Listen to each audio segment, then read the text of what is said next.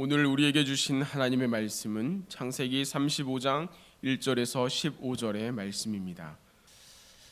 할렐루야. 자, 오늘 설교 본문이 창세기 35장입니다. 창세기 35장은 굉장히 이제 우리에게 익숙해졌습니다. 제가 이 창세기 35장으로 설교를 오늘 세 번째 합니다. 새벽에 2시간 창세기 35장 본문으로 설교를 했고요. 오늘 또 이 35장 말씀 본문입니다. 이 창세기 35장 말씀을 우리가 쭉 읽어 내려가 보면 창세기 35장에서 만나는 야곱의 모습은 우리가 이미 살폈던 33장, 34장의 야곱의 모습과는 전혀 다른 새로운 야곱의 모습을 보게 됩니다. 33장과 34장에서 보았던 야곱은 가장의 역할도 제대로 감당하지 못하는 그런 모습의 야곱이었습니다. 33장, 34장의 야곱은 겁과 두려움에 빠져서 비겁한 자의 모습을 보였던 그런 야곱입니다. 현실에 안주하기 위해서 하나님의 명령도 실천하지 않고 본인 스스로 하나님 앞에 서원했던 약속도 지키지 않는 그런 야곱이었습니다. 그런데 이 창세기 35장에 넘어오면서 이 야곱이 반전을 일으킵니다. 그것은 오늘 본문 말씀 속에 1절과 3절 말씀 속에서 우리가 발견하게 되는데, 여러분, 야곱 하나님의 음성을 듣는 순간, 하나님의 말씀이 그에게 임하는 순간 그는 즉시 순종하는 그 모습을 보입니다. 참 귀한 모습이에요. 그래서 저는 이렇게 표현을 하고 싶습니다. 창세기 35장에 나타났던 이 1절로 3절에 나타났던 이 모습은 그동안 야곱의 부족한 모습, 허물이 있었던 모습, 그 모든 것을 다 상쇄시키고 이 한 가지 모습 때문에 야곱이 될 수 있었다. 여러분, 야곱은 이스라엘의 믿음의 조상이 됩니다. 이스라엘 민족의 아버지가 됩니다. 야곱은 축복의 통로가 됐습니다. 그것은요, 바로 이 창세기 35장에 이 사건이 있었기 때문입니다. 저는 이런 표현을 합니다.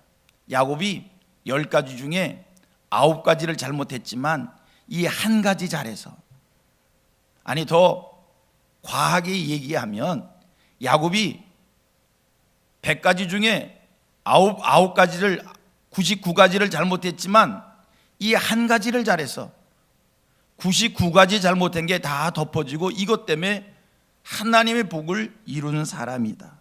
그는요, 참 허물도 많고 단점도 많은 사람입니다. 생각해 봅니다. 야곱이 외삼촌 라반의 집을 떠나서 목적지가 있었습니다. 가야 할 곳이 있었습니다. 하나님이 가라 한 곳이 있었습니다. 그는 부엘세바를 향해 가야 됐고 베델을 향해 가야만 됐습니다. 그런데 이 34장 말씀을 보면 야곱이 목적지 베델을 향해 가지 않고 하나님이 하란을 떠날 때 내 출생지로 가라, 부엘세바를 향해 가라는 거예요. 내 조상의 땅으로 가라, 내 세겜에 정착을 합니다. 왜 세겜에 정착을 했는가? 욕심 때문입니다. 자기 눈으로 세겜을 바라다 봤더니 안전해 보이고 화려해 보이고 눈에 보이기에 너무나 좋은 곳이기에, 전에 자기가 부엘세바를 떠나 외삼촌 라반의 집을 향해 갈 때, 하란을 향해 갈 때 베델에서 하나님 앞에 서원한 것이 있었습니다. 자기가 그 자리에 여호와께 단을 쌓겠다는 거예요. 자기가 돌로 세운 이곳에 하나님의 집이 눈에 보이는 것이 너무 좋아 보이기에 그렇게 그가 타협을 한 겁니다. 세겜에 머문 야곱, 거기서 말씀을 살펴보면 무엇을 어떻게 해야 될지 알지 못해서 갈팡질팡하는 그런 모습도 보입니다. 그런데 우리 제단을 쌓으라, 이런 명령을 하나님이 야곱에게 주셨던 거예요. 야곱은 그 음성을 듣는 순간, 오늘 본문이잖아요, 즉각적으로 순종합니다. 이게 야곱에게 있어서의 큰 장점이었고요, 위대함이었고요, 이게 훌륭함이었던 겁니다. 하나님의 말씀이 그에게 임했을 때 주저하지 않고 즉각 순종하는 몇 가지 교훈을 얻는 것이 있습니다. 첫 번째 교훈입니다. 여러분, 하나님께 순종하면 하나가 되는 역사가 일어납니다. 바꿔서 표현도 해보겠습니다. 하나님께 순종하면 가정이 회복됩니다. 무슨 뜻의 얘기냐면 34장의 말씀을 다시 얘기하지 않을 수가 없는데, 34장 말씀을 보면 야곱에게 있어서 야곱 가문에 지우고 싶은 사건이 하나 벌어집니다. 야곱에게 외동딸 하나가 있었습니다. 디나입니다. 그런데 이 디나가, 야곱에게 하나밖에 없는 이 외동딸이 히위 사람 하몰의 아들 세겜에게 상함을 받습니다. 경험해서는 안 될 일을 경험하게 됩니다. 다시는 기억하고 싶지 않은 사건이 이 세겜 땅에서 벌어진 겁니다. 이 일이 있은 후에 이 디나의 오빠들이 일제히 일어나서 디나가 당한 일에 대해서 복수를 하는데, 세겜 성읍을 공격했고, 성경을 보면요, 세겜 성읍을 완전히 진멸을 시켜버립니다. 세겜 성읍에 있었던 모든 남자들을 다 쳐 죽이고, 하몰의 아들 세겜은 말할 것도 없이 세겜 성읍에 있는 모든 남자들을 다 죽이고, 그 땅에 양과 소와 나귀들, 집에 있는 거나 집 밖에 있는 거나 다 재물들을 빼앗아 오고, 그 땅에 자녀들과 아내들을 사로잡아 오는 이러한 복수를 합니다. 무시무시한 복수입니다. 자기 동생이 당한 일에 몇 배를 갚는 복수입니다. 이거는요, 또 하나의 악을 심은 겁니다. 야곱이 자기 아들들이 세겜 성읍에 가서 이렇게 복수를 하고 돌아왔다는 이야기를 듣습니다. 그 얘기를 듣는 순간 야곱이 큰 걱정에 짓눌리게 되어집니다. 어쩌자고 우리 아들들이 가서 이런 짓을 하고 왔는가? 왜냐하면 자기 아들들이 세겜 성읍을 그렇게 진멸했을 때 가나안 족속들이 이 일을 알게 되어지면 자기들을 가만히 내버려 둘 것 같지가 않았기 때문입니다. 그래서 야곱은 걱정합니다. 우리는 수가 매우 적은데 만약 그들이 우리를 공격해 오면 내 집은 멸망하게 될 테인데, 이런 걱정을 자식들 앞에 합니다. 아들들 앞에서 걱정을 합니다. 꾸중 섞인 걱정을 합니다. 어쩌자고 그런 일을 저질렀는가?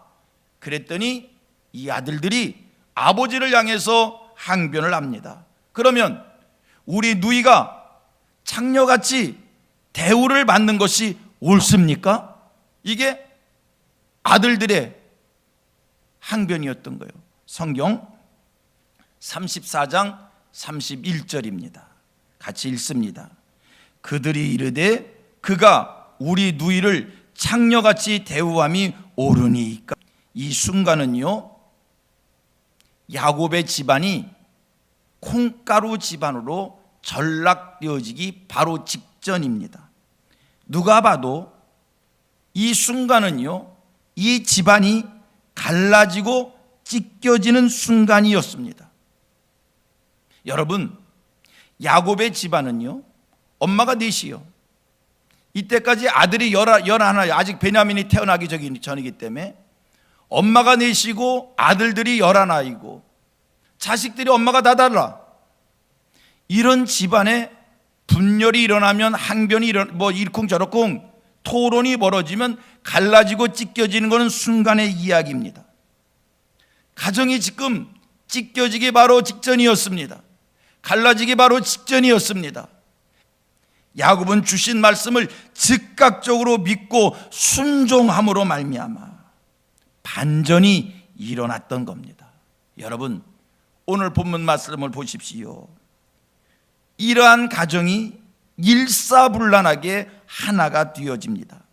나뉘어지고 찢겨질 위기적 상황이었던 가정이 하나로 꽉 묶여지는 것을 보게 되어집니다. 제가 2절 말씀을 읽으면 여러분들이 4절을 한번 읽도록 하겠습니다. 2절을 제가 읽겠습니다. 야곱이 이에 자기 집안 사람과 자기와 함께한 모든 자에게 이르되 너희 중에 있는 이방 신상들을 버리고 자신을 정결하게 하고 너희들의 의복을 바꾸어 입으라. 4절, 그들이 자기 손에 있는 모든 이방 신상들과 자기 귀에 있는 귀고리들을 야곱에게 주는지라. 야곱이 그것들을 세겜 근처 상수의 나무 아래 묻고. 여러분, 지금 야곱의 가정은요, 아버지 말씀 앞에 이유 없이 하나가 되어지고 있습니다. 아버지의 말씀이 전해지기가 무섭게 가족들이 이유 없이 순종을 합니다. 34장 31절 이 말씀을 보면 이 가정이 위태 아버지, 그러면 우리 누이가 장녀 취급받는 게 옳습니까? 아버지를 향해서 거칠게 대들던 이들이 이제 아버지 말에 이유 없이 하나로 꽉 묶여집니다. 아버지가 야, 이제 우리가 같이 이 모든 것 이반 신상 버리고 정결하고 의복을 받고 있고 하나님이 지시하시는 베들로 함께 가자, 올라가자, 이 얘기를 하니까 그 얘기 듣는 순간 일제히 다 순종합니다. 아버지 왜요? 우리가 왜 그렇게 해야 되는데요? 이런 얘기 없습니다. 하나로 꽉 묶여집니다. 제가 지난 시간 말씀을 선포하면서 말씀을 전하면서 이 창세기 35장 가지고 설교를 몇 번 했으니까요, 이런 말씀을 드린 기억이 있습니다. 기억나시나 모르겠어요. 한 가정이 편안하고 행복하려면 가장의 역할을 제대로 해야 한다, 이런 말씀을 드렸습니다. 여러분, 집집마다 가장의 역할을 하는 이들이 다 다를 수 있습니다. 어떤 가정은 아버지가 가장이고요, 어떤 가정은 형님이 가장의 역할을 할 수 있고요, 어떤 가정은 어머니가 가장의 역할을 할 수 있습니다. 중요한 것은 누가 가장을 하느냐가 얘기가 아니라 누구든지 가정의 가장 역할을 할 때 그 가장의 권위가 서야 합니다. 가장의 말이 땅에 떨어지면 안 됩니다. 우리 성도님들의 가정은 누가 가장의 역할을 하든지 간에 확실한 권위가 설 수 있기를 축복합니다. 리더십이 있는, 지도력이 있는, 가정을 잘 다스릴 수 있는, 위엄이 있는 그런 가장이 되기를 축복합니다. 가장이 한마디를 하는데 질서가 잡히지 아니하고 너도 나도 다 내가 맞다고, 그런 법이 어딨냐고 묻고 따지고 시끄럽고 소란하고, 이거요 성경적 가정이 아니에요. 질서 있는 가정이 되기를 바랍니다. 가장의 역할이 제대로 먹히는 그런 가정이 되기를 축복합니다. 여러분, 오늘 여러분들 가정의 세대주가 누구입니까? 영적 권위를 세우시기를 바랍니다. 그 영적 권위가 어디서 나타나는가? 하나님의 말씀에 순종할 때 생겨지는 은혜인 줄로 믿습니다. 내가 하나님의 말씀에 순종하는 그런 가정의 세대주, 가장이 될 때 하나님께서 그런 가장을 가정 속에 세워주셔서 가정의 질서를 만들어가는 그런 가장이 되게 할 줄로 믿습니다. 여러분, 창세기 34장 말씀을 보면 다 읽어서 아시겠지만 특이한 게 하나 있어요. 제가 특이하다는 표현을 썼어요. 창세기 34장에 특이한 게 하나 있어요. 뭐가 특이할까? 집에 가서 한번 읽어보셔봐요. 창세기 34장은요 하나님이 등장하질 않아. 하나님이 안 나와. 그러니까 창세기 34장은요 야곱도 하나님을 찾지 않고 야곱에게 하나님이 임하시지도 않고, 그러니까 이 가정이 무질서한 거야. 사건이 있는 거야. 시험이 있는 거야. 창세기 35장은 하나님이 등장합니다. 야곱이 하나님 앞에 섭니다. 하나님이 그 야곱을 세워주십니다. 여러분, 하나님 앞에서 영적 권위를 회복하시길 바랍니다. 34장, 야곱이요 자식들 등 뒤에 숨습니다. 자식들을 통솔하는 것이 아니라 자식들 등 뒤에 숨는 그런 야곱입니다. 그런데 창세기 35장, 하나님의 말씀이 그에게 임하는 순간, 하나님의 말씀에 순종하는 순간, 창세기 35장의 야곱은 자식들 등 뒤에 숨는 야곱이 아니라 자식들을 통솔하는 야곱, 자식들을 이끄는 야곱, 자식들에게 명령하는 야곱, 영적 권위가 회복되어진 거예요. 여러분, 한 가정의 가장의 권위가 어디서 나오는가? 목소리가 크면 되는 것인가? 아니면 말수를 줄이고 돈을 많이 벌어다 주고 위험 있는 모습을 보이면 가장 권위 있는 자가 되는 것인가? 오늘 야곱이 자기 가정에서 어떻게 회복되어졌는가를 발견하시면서 교훈을 얻으시기를 바랍니다. 오늘 본문 속의 야곱이 어떻게 온 가족들을 일사불란하게 하나 되게 했는가? 아까도 얘기했지만 엄마가 넷이고 자식이 11, 그리고 따르는 종들이 각기 다 달라요. 이런 가정을 절대 쉬운 가정이 아닌데 야곱이 이런 가정을 어떻게 하나로 꽉 묶었는가? 하나님의 말씀에 순종할 때, 말씀의 순종함 속에 확신이 있는 것이고요, 말씀의 순종함 속에 영적 권위가 있는 것이고요, 그러므로 가정을 하나로 묶을 수 있었다. 야곱이 하나님 말씀에 절대 순종했더니 일사불란한 가정이 될 수 있었다. 우리 성민교회 모든 성도님들의 가정이 이런 가정이 되기를 축복합니다. 하나됨이 있고 순종이 있고 질서가 있고 일사불란함이 있는 이런 가정이 되기를 축복합니다. 제가 오늘 설교를 준비하면서 옛날 얘기가 하나 생각났어요. 옛날 어른 목사님들이 설교하실 때 주셨던 말씀이 기억이 나더라고요. 옛날에 두 집안이 나란히 살고 있었는데 한 집은 초가집이고 가난한 집. 요새 아이들은 초가집이 잘 뭔지 모를 거예요. 옛날에 가난한 사람들이 살던 게 이제 초가집인데, 한 집은 초가집이고 가난한 집, 한 집은 기와집이고 잘 사는 집, 둘이 나란히 있는데 이상한 것은 가난한 이 초가집은 날마다 웃음꽃이 피어나는 거예요. 그런데 기와집, 이 부잣집은 늘 다투는 소리, 편안하지가 않은 거예요. 이 부잣집, 기와집에 사는 이 부잣집 영감님이 마음속에 이제 이런 생각이 드는 거예요. 저 집은 가난해서 먹는 것도 걱정되는 집안인데 왜 이렇게 저 집은 날마다 편안한가, 화목한가, 웃음꽃이 끊이지 않는가? 내가 저 집에 가서 도대체 이 집에 화목한 이유가 뭔가 내가 알아갖고 오겠다, 배워갖고 오겠다. 그리고 이 부잣집 영감님이 이 가난한 집을 찾아간 거예요. 여보게 날새, 아이고 오셨냐고.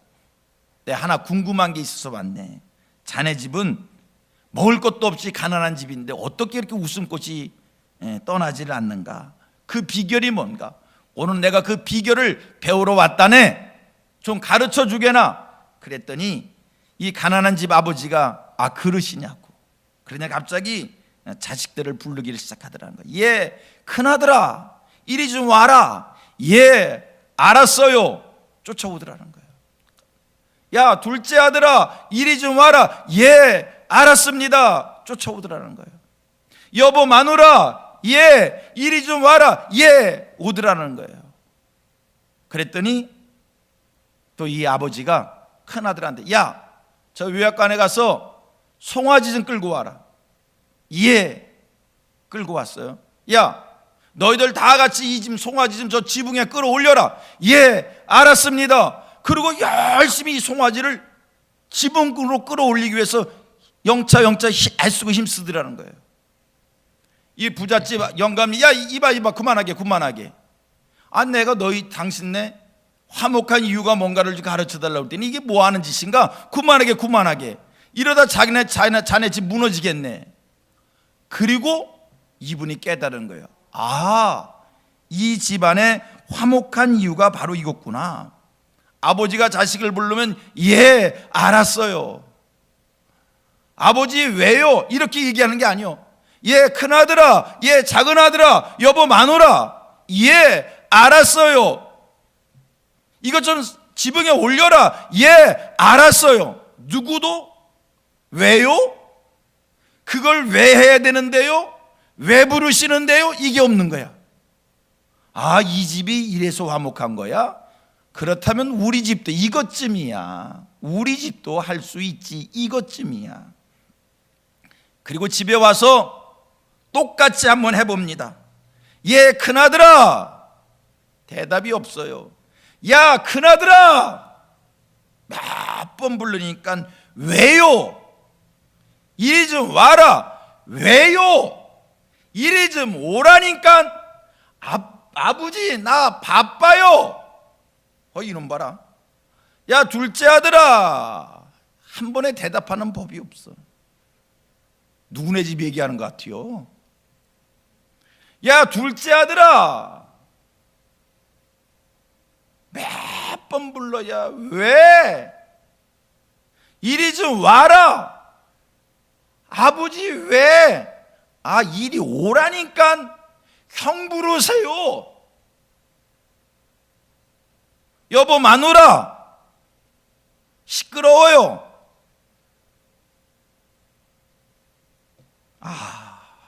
이거구나. 여러분 화목하기를 원하십니까? 순종이 있는 가정을 세우십시오. 예가 있는 가정을 세워 가십시오. 이것은요, 가장이 영적 권위를 회복해야 합니다. 우리 성민교회 사랑하는 성도님들 가장이 영적 권위를 회복해서, 여러분 우리의 영적 권위는 하나님 말씀에 순종할 때 하나님이 세워주시는 권위인 줄로 믿습니다. 성민교회 성도님들 가정의 모든 부모님들이 영적으로 세움받고 영적으로 인정받으셔서 부모님들의 말 한마디 한마디가 허공을 치는 메아리가 아니라 권위 있고 권세 있게 가정 속에서 살아 역사되어지기를 축복합니다. 저는 우리 성도들한테 이런 이야기를 듣습니다. 남편이 전혀 신앙이 없는데 그냥 아내에 따라서 교회를 나와주는 정도의 사람인데 믿음이 없다는 거예요. 그런데 이 남편이 무엇을 하려고만 하면 자기한테 꼭 이런데, 여봐, 내가 이런 일을 하려고 하는데 좀 기도 좀 해봐, 그런다라는 거예요. 아내가 남편한테 뭐라고 얘기하면 기도해봤어? 이런다는 거예요. 여러분, 아내가 남편한테 신앙적으로 영적으로 인정받은 거예요. 여러분들이 하나님 앞에서 그렇게 영적으로 시험받으시기를 축복합니다. 그러면 신앙이 없는 남편도, 신앙이 없는 아이들도 기도를 부탁하게 되고, 기도하고 하는 말을 귀 기울이게 되어지고, 이런 가정이 복 있는 가정인 줄로 축복합니다. 성민교회 모든 성도님들의 가정의 세대주가 영적 권위를 회복하셔야 돼요. 인격과 성품이 예수님 닮고, 삶이 신실하고, 삶이 하나님 앞에 진실하고, 삶이 하나님 앞에 충성되고, 하나님 말씀 앞에 절대적이고, 그런 모습으로 살아갈 때 하나님께서 권위를 세워주시어서 말 한마디 땅에 떨어지지 않게 하고, 인정받고 시험받고 존경받아서 가정의 질서를 세우고 가는 데마다 영향력 있게 해 주실 줄로 믿습니다. 영적으로 회복되면 여러분 귀한 리더십이 생기는 줄로 믿습니다. 지도력이 생기는 줄로 믿습니다. 영향력 있는 인생이 될 줄로 믿습니다. 축복합니다. 꼭 그렇게 되기를 축원합니다.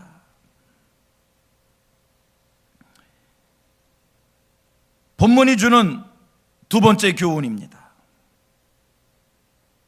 하나님을 사랑한 자 곧 그 뜻대로 부르심을 입은 자들에게는 모든 것이 합력하여 선을 이루느니라. 여러분, 합력하여 선을 이룬다는 이 사실, 본문이 주는 교훈입니다.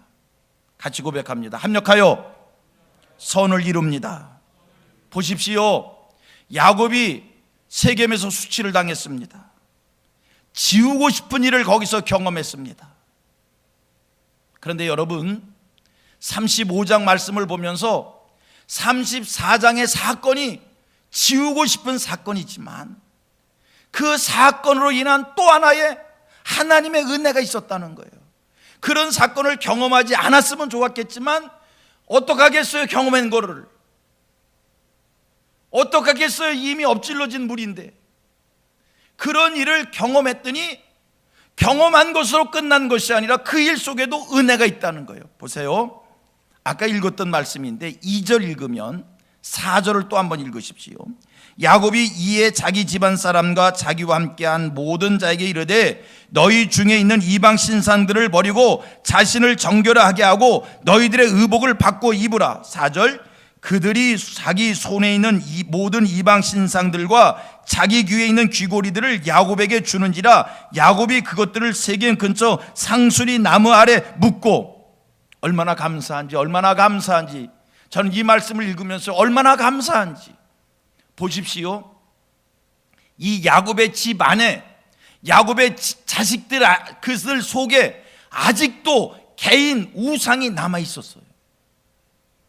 여러분, 야곱을 따라서 지금 가나안 땅으로 돌아가지만, 부엘세바로 돌아가고 베델 땅으로 돌아가야 되지만 그들에게는 아직도 하란의 때 묻음이 있는 거예요.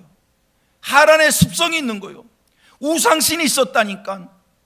라헬이 외삼 자기 아버지 집을 도망쳐 나올 때에 드라빔을 훔쳐 나왔어요. 개인 우상이요. 그들에게 이런 것들이 다 있었어요. 그런데 지금 야곱이 함께 떠나자, 너희들 가지고 있는 거 다 내놔라.